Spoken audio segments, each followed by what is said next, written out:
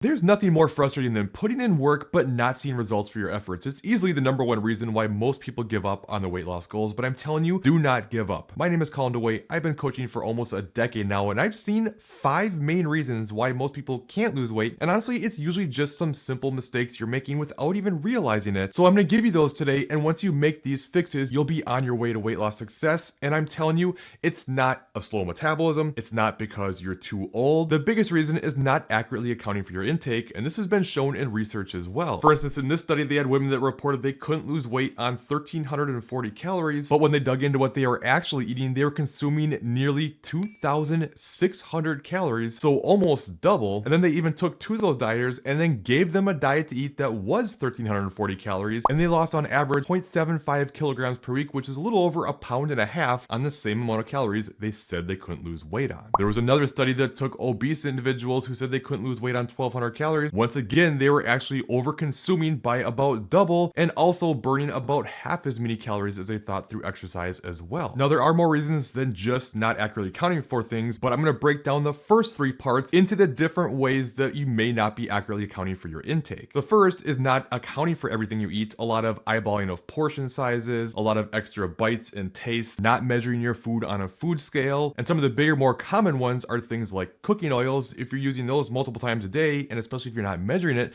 that can easily add up to like 500 plus calories that you're not accounting for. So I definitely recommend the 0-calorie cooking sprays. Condiments, even low-calorie condiments, can add up a lot more than you think. For instance, have you ever looked at an actual serving size of ketchup? It's almost nothing. So you may think it's only 20 calories, so you don't even have to account for it. But if you were actually to measure out how much you're consuming, it's probably more like 4 or 5 servings, which would be more like 80 to 100 calories you're not accounting for. Things like low-calorie dressings and condiments and coffee creamers and low-calorie beverages and all these things that may only be, say, 20 to 50 calories each, when you add them all up throughout the day, it can be hundreds of calories. I also recommend you measure your food on a food scale via grams and not use volume like cups, which cups is certainly better than not measuring at all. Problem is, it's not very accurate. Every type of food has different spacing in between the particles. It might not be very level. You can pack it down. It can be loose. For instance, what I did here was it measured out a half a cup of oats, and it looks pretty level, but then when I take that and put it on a food scale, it said it was 59 grams. Well, if you look at the container, a serving is 40 grams. So it's basically 50% more calories. So if you're doing that there, and then a bunch of other items throughout the course of the day, do you see how this can add up to a lot of calories that aren't being accounted for? The second part of inaccurate accounting for your intake is you may be doing great during the week, but then you struggle on the weekends and overconsume. Maybe this is cheat meals, YOLOs, whatever you want to call them. They can undo progress fast. Say, for instance, you figured your maintenance calories to be about 2,000 and you were going to eat 1,500 calories, and you go ahead and eat those 1,500 calories 5 days per week, but then the weekends come and you just say screw it, and now you're averaging more like 3,500 calories on those 2 days. And if you do the math on that, that's not only going to undo the entire deficit, but even put you into a small surplus for the week. Now, this doesn't mean you can't have higher calories on the weekends. You can use more of a refeed approach, and you can alter some of your low days and high day calories. In fact, there was some research that did a 5-day lower calorie approach and 2 days at maintenance that actually showed people that did the refeeds had a higher resting metabolic rate as well as maintain more lean body mass. So it's a very viable option. But even if you don't want to adjust those lower day calories, even if you were just to do the high day calories at maintenance on top of your normal deficit, it might be a little bit less of a deficit for the week, but it will still be a deficit. And especially if that helps keep you on plan, that's much better than saying screw it and just doing whatever. And you also want to make sure you're not falling into, well, I don't know what's in the food when I go out, so there's no point. I'm just going to go crazy till I get back on track tomorrow. This is where you want to be okay with estimating more, which brings me right into my third point, and that's being overly restrictive with your diet and falling into the all or nothing mentality. You may be able to rely on willpower for a while, but eventually that's going to run out. And if you're just banning all your favorite foods and you're just trying to white knuckle it through, eventually you're going to snap. And especially if you feel like if you go off your plan at all, you're going to screw everything up, it's just a disaster waiting to happen. I promise it's never the mistake you make that's the issue. It's making the mistake, then beating yourself up and feeling bad, feeling guilty, and then allowing that to turn into several days,